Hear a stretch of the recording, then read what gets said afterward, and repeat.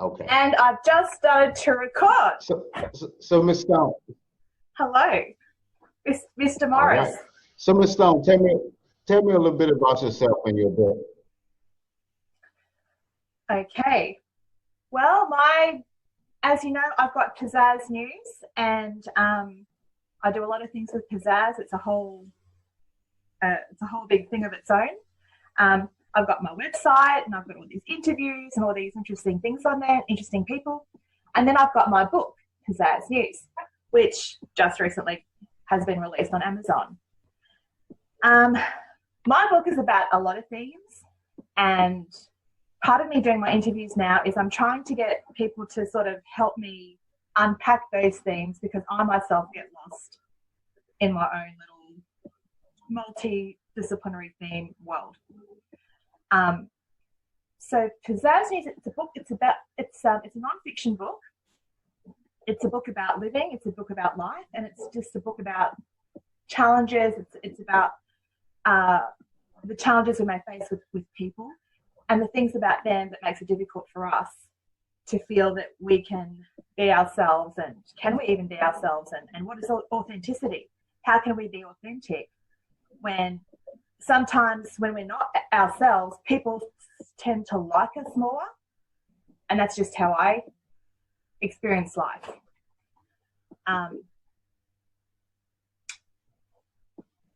Yes. There were two things that you messaged me about in my book that you really liked, and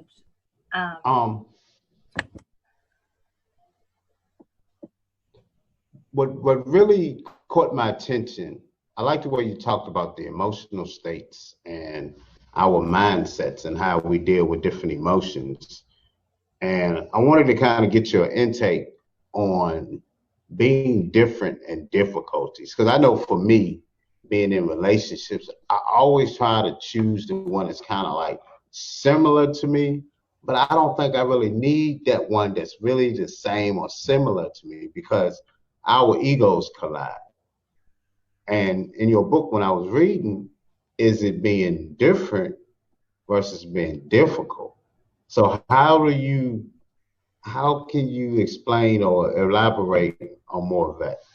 How did you come up with putting that in the book? Because that hit the nail on the coffin when you was talking about that. Oh, wow. Well, I'm glad that you liked it. I felt that I had to write that. It was just something that I felt that I often feel misunderstood, because I do have, I guess I'm a person who, I embrace a lot of different thinking, multiply at the same time. And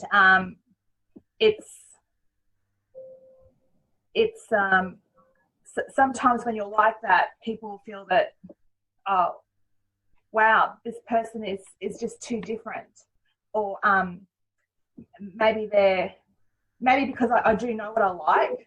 I mean, I'm older, so I've had a lot of years and a lot of experience to know, to test things, to try things. And I've always been a risk taker.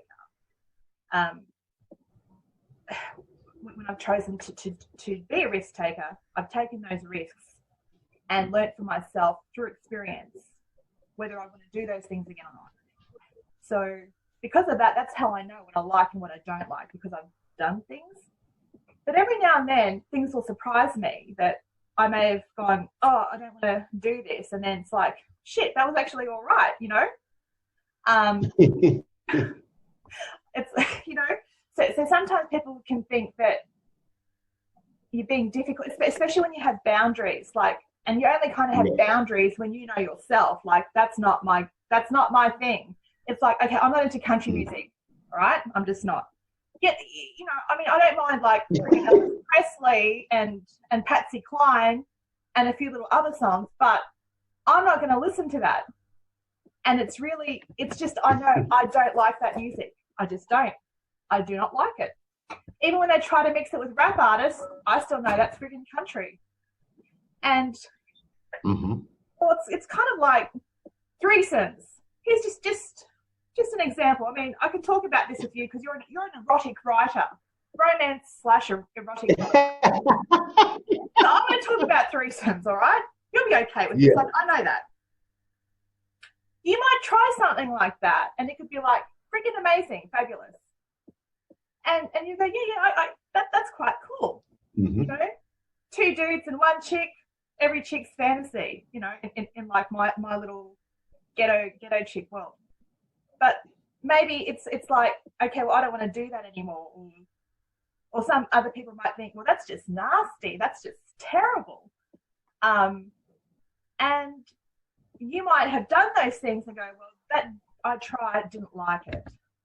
Or it was just, the idea of it was better than the reality. Or it wasn't really a connected experience or whatever.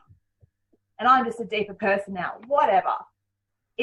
That's where sometimes people can think you're difficult when you're just not different. But you don't do it to be a connected emotion when you're doing a threesome. You're doing it for the excitement and the enjoyment and just letting out your sexual fantasies. To me, that's how I feel, because you don't want that connection. You want that thrill of this, like, wow, here I am, you know, and you're living out your fantasy. You're like, oh my goodness, I got 2 women in the palm of my hand. How am I going to act? How am I going to react? And it's like, it's a thrill. What a difficult decision for you. See, that's difficult too. You know, it's different and difficult. Look, I'm not going to like, you know, talk you out of it. I have actually one of your scenes in your book, The Player in Me, which I read. Mm-hmm. It has Sapphire and her friend at that kind of Playboy Mansion thing, getting it on. Yeah. And the character in it, who was called Z, which I thought, oh, I wonder if he's just put himself in this. Congratulations! It's like you've really gone there. It's like, oh, okay.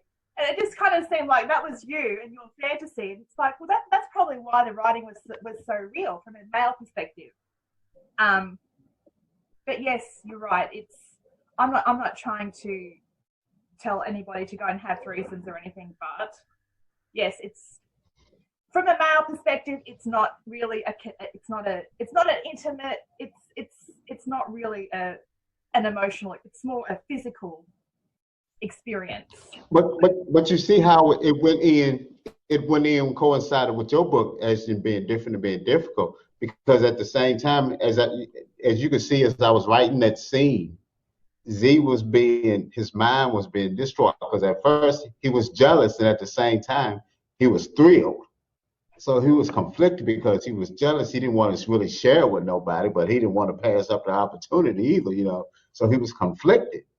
Life is full of difficult decisions, you know, and Z had a difficult decision to make, which probably took about 20 seconds, and then he decided, hell, I'm just going to run with this, because how often does that happen in real life? I love it. I've really started to, I've started to appreciate, you know, that whole genre that you write about. It is a new thing for me to realize that what I thought was romance novels is probably different how it is modern wise, the writing. It's a lot more explicit, which is probably why it's also called erotic. Erotic, not just romance, you know. Yours is pretty erotic. And what I was going to say is, so being different is just oftentimes just, we're just different. We just might have a difference in feelings or difference of ideas than somebody else. It's going to create conflict, and they might think that we're being difficult because they take it personally. Whereas people should just, if people just tried more to see that person is not you. They're not you. That's another person. They're another entity all on their own, and they've got different views. It's not personal. you know? Mm-hmm. Yeah, so that's that one.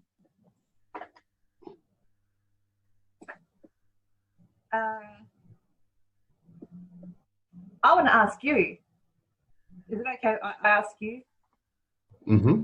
questions? Okay. So, and this will tie in with my second one that you said that you really liked, was it toxic insecurity. So your book, it's you're obviously you're a man, you're writing something from the male perspective about relationships with women, and I feel that, I don't know, like, would you say that you were being pretty honest with how you were writing them? Mm-hmm. Yes. It was somewhat of some situations that I had been in and been through. And at the same time, Z was really dealing with his own insecurities. I'm looking at my life and my insecurities and why I can't trust and why as men we sabotage things, with women because of our trust issues and the way we feel about ourselves. If we have low self-esteem, we try to latch on to women that have low self-esteem as well. And we try to use them for our own satisfaction. So, and throughout the book, I'm showing you different signs of my insecurities and lack of self-esteem, but I'm trying to use it as in more of a manly kind of way. It's like, okay, I'm going to use women for my own satisfaction because I'm not happy with myself. Maybe if I can satisfy them and make them happy, that'll make me happy. Yes. Okay. Well, I only asked because I was just wondering whether there was there any part of you that was like holding back in what you were writing. No, and I asked this because I just asked this, right, as someone who's watched Pornhub, Actually, and I've seen a lot of shit. I had to ask, was there any part of you that was holding back thinking, I might not write this just in case someone reads this and goes, fuck, that's just too much? Oh my goodness. During the whole book, I was like, man, my first 3 books are way off from this. This is my first erotica romance. So like when I sent it to my publisher, I was like, we need to tone it down a little bit because I got Christian readers and stuff, you know what I mean? She sent it back and it was toned up 100%. I'm like, but it's good. That's the way I think. That's me. That set me free right there. I was like, now I don't have to be somebody that I'm not. I can be free to write what I want to write and how I feel about myself. And I'm a very sexual and sensual person. And that's what I like to write about. And it brings out the best in me. And I can think of all kind of different stories and characters to bring the scenes out. Like part 2, I just let loose and I got these scenarios and these sex scenes. And it's like, wow, I get it now. Part 1 was me fooling around with a tinkering, like you tinkering with a car. You're like, okay, let me see if I can work this. And then when I did part 2, it's like everything is boom, boom, boom, boom, boom. And you like, my friend calls me. She said, is it true? I'm like, what? Is it really like that? I'm like, oh my goodness.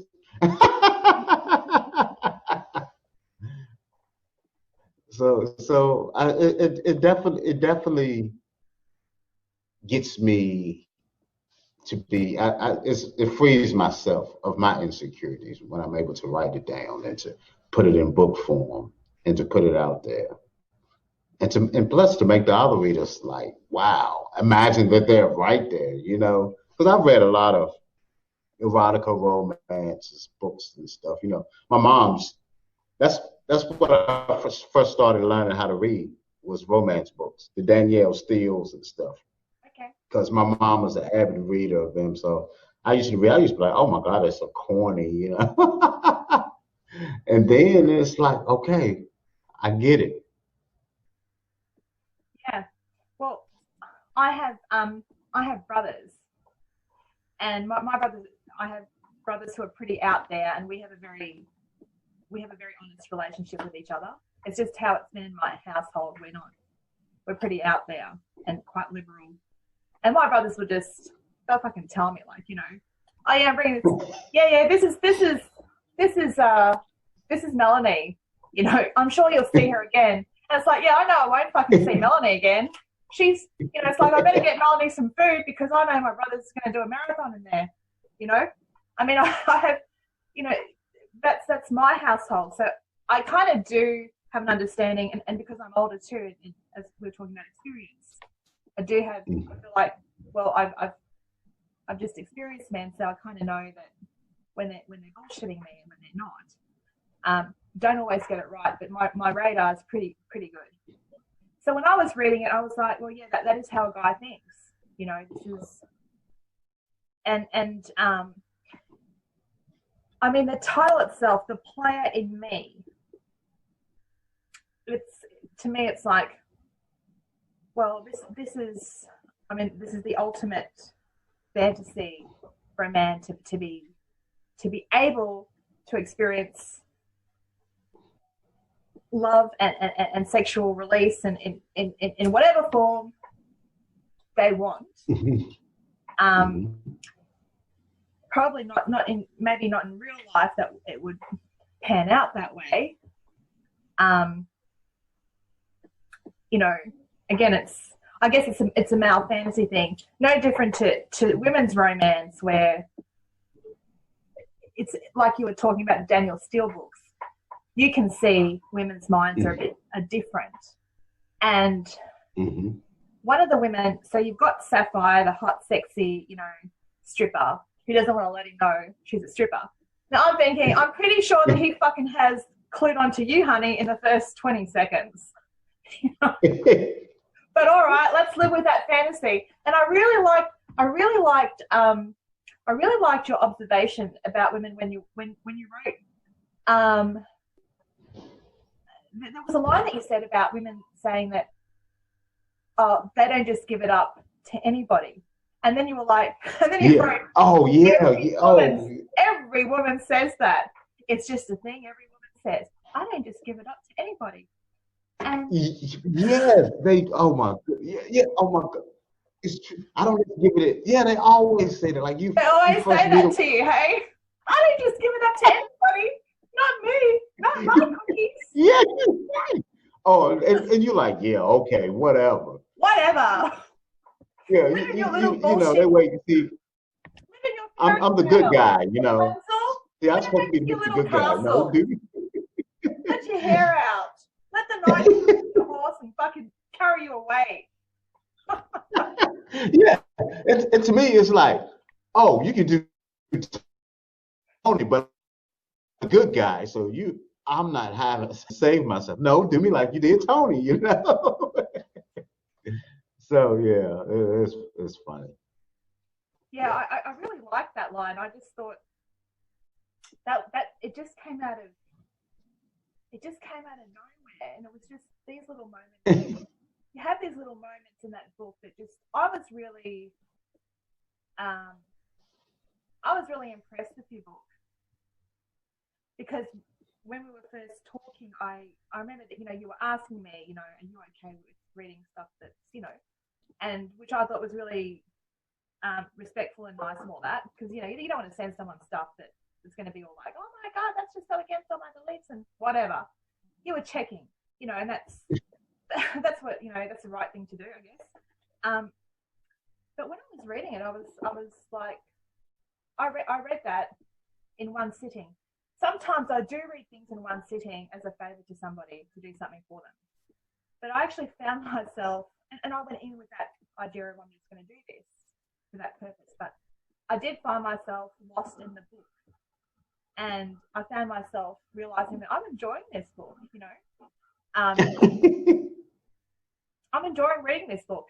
Not in a I'm going to wake myself way or anything, but I was enjoying reading it, and I was kind of seeing the these little insights that you had into women that that's it. That is it. That made it very different to read, because it's your perspective, and you being a player, it was kind of like and I asked you this when I finished reading. Remember how I asked you? I said, how do people feel about your book? And what I was really asking was, are women fucking okay with this shit? Because, you know, it's and you understand women. I can tell by reading your book that you know that women don't want to be someone's fucking sloppy thirds or fifths, you know? And when you say it, how would your fans perceive it?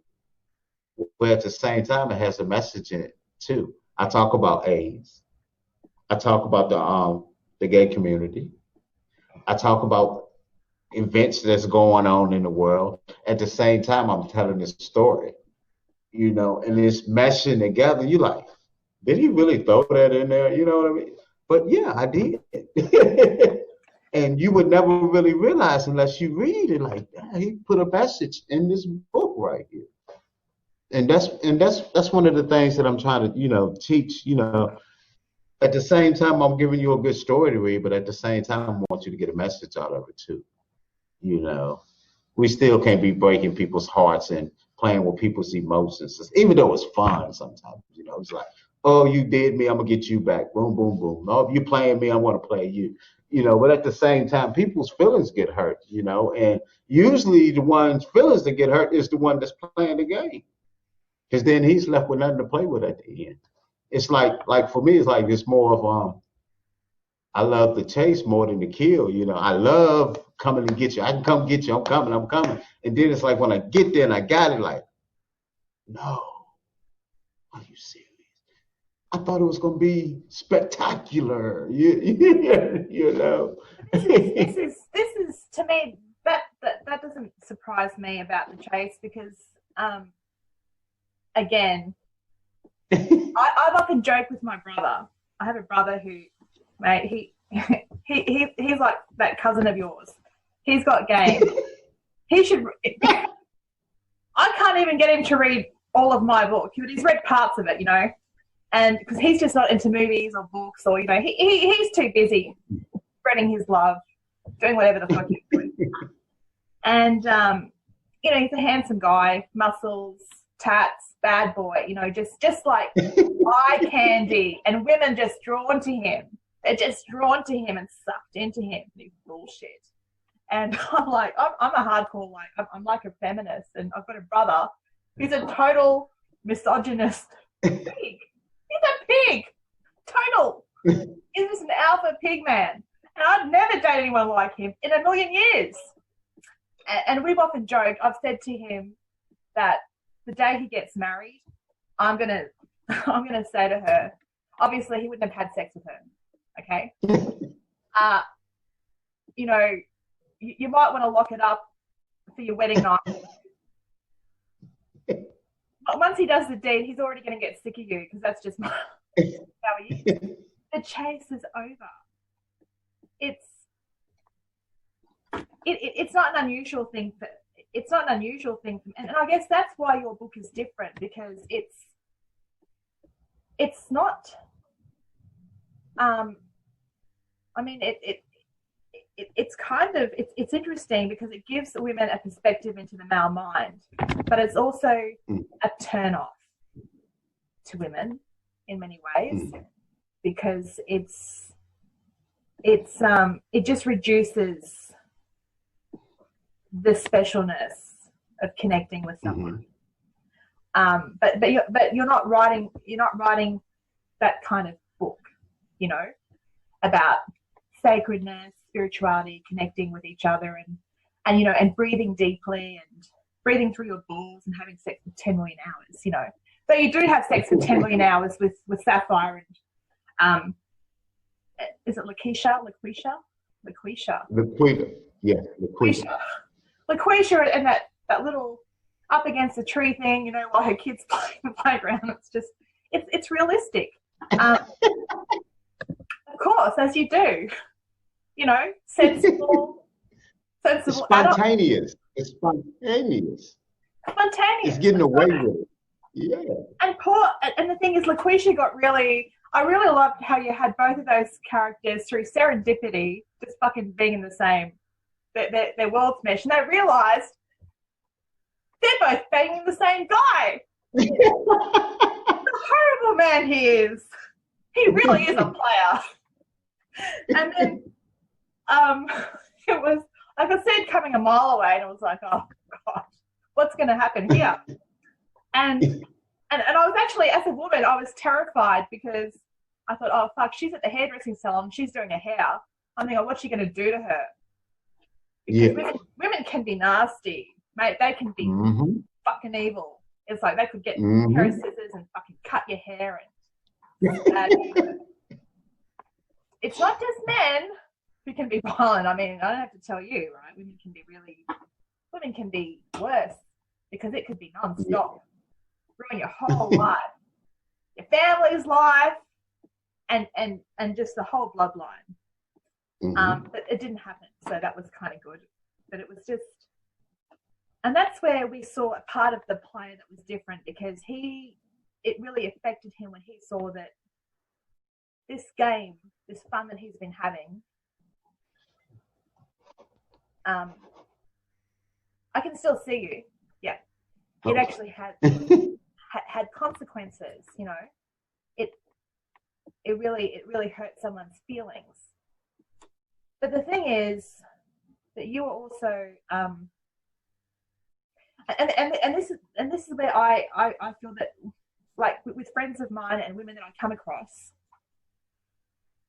when they find themselves, I often say to them, if you start a sexual relationship with a man too early, you never really know if they like you for more, or they're just enjoying your company.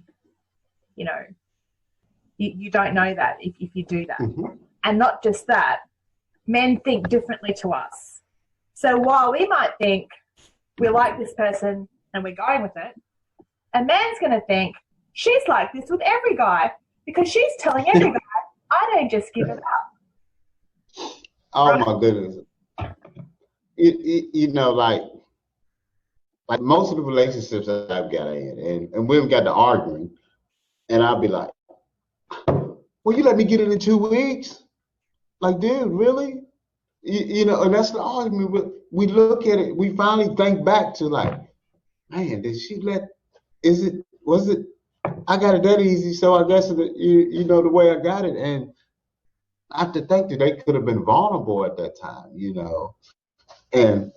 But like you said, that is a difficult decision that we have to think about, because the first 6 months is all sex. No, the first 2 months is all sex. And then after that, it's like, we're left with each other. And now we're learning each other, and we might not like what we're learning. And we're trying to mold ourselves to get attached to do this. And then we find out that we're not compatible at all. And we really don't fit together. But we still going to try to make it work, but it's not going to work. But we're too scared to say, okay, I need to walk away. We wait till the damage is done and we can't stand each other. Then we walk away. But I've like, man, what is crazy, like all my exes, I still can talk to, I still can call, I still like, we like, you know, friends or whatever. Like, you know, I've have other girls, they be jealous, but like, why are you still talking to all your, hey man, we were good friends, you know? I said the sex was bomb, you know, we not gonna be friends. And they're like, oh, I can't stand you, I hate you. But I'm like, they're always gonna love me. We had some good times. So it's yeah, it's men and women are different. And it is a double standard. And as much as a lot of women don't want to hear what I've got to say to them, but it's like, I'm not going to bullshit them. I'm just going to tell them the reason you're being treated like shit is because you made them think that they could just fucking have you. And because of that, they're starting to think that you're not that special. You know, it's only when you make them, you know, show that they're interested, and if they really like you, that's when you'll really know. Because and that way you can find out what you don't, rather than, you know, the 2 months, 6 month thing. You can find out a lot earlier if you're not bringing that element in. And you know, like, I think it's great that you're able to talk to, you know, the women that you've been with.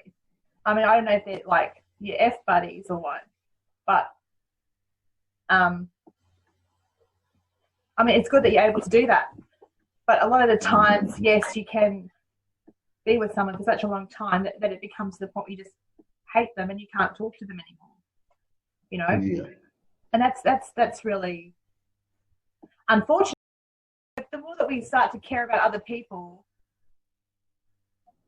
you know, the more it becomes natural to do that. And self-love, self-love is important. When you love yourself and you think you're a decent human being, you're a good person. Yes, totally. Totally. And you know, like, I'm gonna give a little sneak peek in part 2. Z actually has a spiritual awakening. Okay. So you're actually writing another book. You're writing another book about Z? It's done already. It's going to be out. Yeah, it's going to be published October the 2nd. I did not know that. Yeah, it's going to be out October the 2nd, part 2. Well, I'm going to have to read it, aren't I? Part 2. Oh, you're going to love it. Am I going to love it? You're going to love this one. Okay. You're going to love it. Is Sapphire still in it? Sapphire's in it, yes. Oh, good. I like Sapphire. Yes. She's pretty. She's a lot of fun. Oh, she's a bad chick in this one. She is a bad. She's going to show. Sapphire is really going to show out in this book. She's going to show you a strong young woman, how strong she is and motivated and takes no for an answer and is. She's just. Does she get her medical degree? Yes, she does. Good. And she sets the stage in this book to let you know how strong of a woman is. Even though she knows how Z is a cheater or buzzy blah, she gets what she wants. Good. That's all I'm going to say. So you're saying that the dynamics change in this new book. Oh, definitely. By the time you finish part 2, it's going to go